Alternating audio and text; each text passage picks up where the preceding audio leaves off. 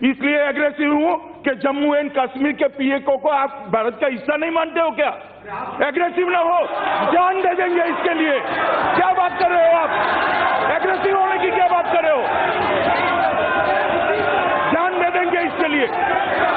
दुनिया जानती है कि पाकिस्तान ने अवैध रूप से जम्मू और कश्मीर के एक बड़े हिस्से पर कब्जा कर लिया है, जिसे पाकिस्तान अधिकृत कश्मीर या पीओके के नाम से जाना जाता है। पीओके को लेकर पिछले कुछ सालों में खासकर मोदी सरकार के दौरान भारतीय अधिकारियों की ओर से बड़े बयान आए हैं। विदेश मंत्री एस जयशंकर ने 2019 में कहा था कि पीओके भारत का हिस्सा है और हम उम्मीद करते हैं कि इस पर भारत का भौतिक अधिकार होगा। इसी तरह के बयानों ने इस बहस को शुरू कर दिया है कि अगर भारत पीओके को वापस ले लेता है तो क्या होगा, अगर भारत पीओके को पाकिस्तान से छीन लेता है तो उसके क्या संभावित परिणाम होंगे। आज के इस वीडियो में हम पीओके पर भारत के भौतिक नियंत्रण के कुछ संभावित परिणामों को समझने की कोशिश करेंगे। इस वीडियो में हम आर्थिक, राजनीतिक और भू राजनीतिक के तहत उनमें होने वाले परिणामों को समझेंगे। साथ ही हम आतंकवाद, अलगाववाद और अंतर्राष्ट्रीय संबंधों जैसे मुद्दों पर होने वाले प्रभावों का आकलन करेंगे। तो आप इस वीडियो के अंत तक बने रहे दोस्तों, क्योंकि आज बात होगी पीओके वापस लेने की और उससे उत्पन्न होने वाले कुछ समस्याओं की। तो आप वीडियो के अंत तक बने रहे, क्योंकि आप अंत तक बने रहेंगे तभी आपको पूरी बातें समझ में आएंगी।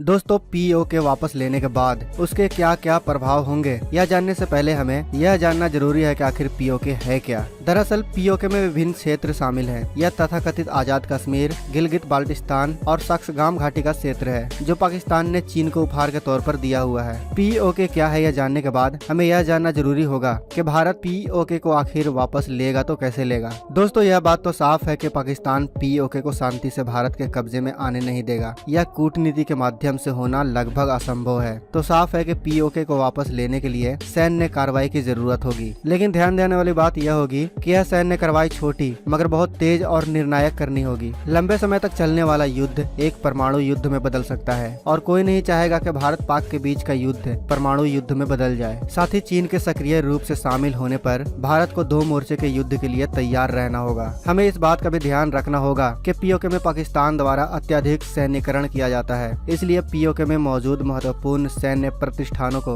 तबाह करना होगा और उसके बाद ही क्षेत्र पर कब्जा करना होगा। भारतीय सशस्त्र बलों को तालमेल से काम करना होगा। हवाई हमले, बख्तरबंद गाड़ियों, पैदल सेना और मिसाइलों का उपयोग बहुत तेजी से करना होगा। साथ ही अरब सागर में भारतीय नेवी को भी तैयार रहना होगा, ताकि मौका पड़ने पर वह भी भारतीय सेना को सहयोग दे सके, या फिर पाकिस्तान समुद्र से भी हमला कर सकता है, इसलिए भारतीय नेवी को भी तैयार रहना होगा। दोस्तों, अब तक तो हमने यह जाना कि भारत पीओके लेगा कैसे, लेकिन हमें यह भी जानना जरूरी है कि पीओके वापस लेने पर उसके क्या क्या संभावित प्रभाव होगा। इसलिए अब हम होने वाले संभावित प्रभाव पर भी एक नजर डाल लेते हैं। पहला, अर्थव्यवस्था को नुकसान। दोस्तों, युद्ध की कीमत हमेशा जबरदस्त होती है। नए नए हथियारों और नए टेक्नोलॉजी के कारण युद्ध तेजी से महंगे होते जा रहे हैं। एक डेटा के अनुसार अगर भारत पाक का आज युद्ध होता है तो भारत को एक दिन में 14.6 अरब रुपए खर्च करने होंगे, वह भी 2002-2003 के आंकड़ों के अनुसार। दोस्तों, अगर आज भारत पाक का युद्ध हुआ तो खर्च कई गुना बढ़ सकता है। यही वजह है कि दुनिया की तमाम सरकारें, चाहे वो अमेरिका हो, रूस हो, चीन हो या फिर भारत ही क्यों न हो, युद्ध से बचने की कोशिश करते हैं। जरा सोचिए, पीओके पर कब्जा करने के लिए एक बड़े पैमाने पर युद्ध की क्या कीमत चुकानी पड़ेगी भारत को। क्षेत्र पर कब्जा करने के बाद भारत को कुछ स्थानीय समूहों के प्रतिरोध का सामना भी करना पड़ सकता है, इसलिए इस क्षेत्र में अधिक से अधिक सैनिक तैनात करना होगा। इससे लागत में और भी इजाफा हो जाएगा। साथ ही हमारे वीर जवानों के अमूल्य जीवन के नुकसान की तुलना किसी अन्य नुकसान से हरगिज नहीं किया जा सकता है। दोस्तों, ऐसा नहीं है कि भारत पीओके पर कब्जा करने के बाद सिर्फ नुकसान ही उठाएगा। भारत पीओके से आर्थिक रूप से लाभ भी उठा सकता है। पीओके प्राकृतिक संसाधनों से भरा हुआ है। क्षेत्र की जल विद्युत क्षमता अपार है। इस प्रकार पीओके भारत की बढ़ती ऊर्जा मांग में योगदान दे सकता है। साथ ही पर्यटन उद्योग में भी अपार संभावनाएं हैं पीओके में। दूसरा, राजनीतिक प्रभाव। आप सभी जानते हैं कि आंतरिक राजनीतिक ऐसे मुद्दों के प्रति संवेदनशील है। दुर्भाग्य से हमारे पास ऐसे कुछ लोग हैं जो राष्ट्रीय हित और विशेष रूप से राष्ट्रीय सुरक्षा के सवाल पर एकता के साथ खड़े नहीं हो सकते। इस बात की बहुत अधिक संभावना है कि विपक्षी दल इसके सामरिक महत्व को जानने के बावजूद भी इस तरह के ऑपरेशन पर सवाल उठा सकते हैं। साथ ही आम लोगों का साथ भी इस बात पर निर्भर करेगा कि यह ऑपरेशन कितना सफल होता है। तीसरा, अंतर्राष्ट्रीय राजनीति। सैन्य कार्रवाई के साथ किसी क्षेत्र पर कब्जा करना आज के समय यह काम दुर्लभ है। अंतर्राष्ट्रीय समुदाय आमतौर पर ऐसे कृत्यों की आलोचना करता है। उदाहरण के लिए रूस द्वारा क्रीमिया पर कब्जा करने की पश्चिम ने निंदा की थी और क्रीमिया पर कब्जा करने के बाद अंतर्राष्ट्रीय समुदाय ने रूस को G8 से बाहर निकाल दिया और यह G7 बन गया। अमेरिका के लिए फिर से पाकिस्तान की अहमियत बढ़ने लगी है क्योंकि वह जल्दीबाजी में अफगानिस्तान छोड़ रहा है। ऐसे में भारत के वैध रुख को दुनिया के सामने रखने और उन्हें भारत का समर्थन करने के लिए राजी करना यह भारत के कूटनीति की परीक्षा होगी। चौथा, अलगाववाद की घटनाओं में कमी।